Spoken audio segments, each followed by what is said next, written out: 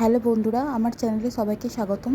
আমি আবার একটা নতুন ভিডিও নিয়ে এসে গেছি, যেটার নাম আম কাসুন্দি রুই। প্রথমে আমরা সর্ষের তেলের মধ্যে কালো জিরে আর শুকনো লঙ্কা ফোড়ন দিলাম।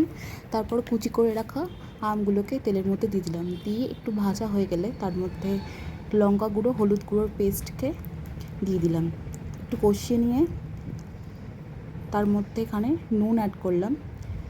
নুন অ্যাড করার পর এটাকে আরেকটু কষিয়ে নিয়ে পরিমাণ মতো জল দিয়ে মাছটা দিয়ে দেবো। মাছটা দেওয়ার পরে ওটাকে একটু ফুটতে দেবো।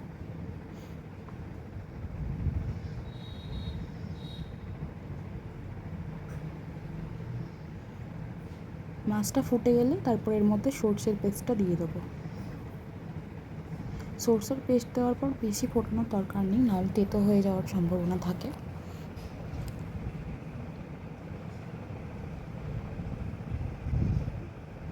একটু ফুটিয়ে নেওয়ার পরে এটা নামিয়ে দেবো। রেডি হয়ে গেল আমাদের আম কাসুন্দি রুই।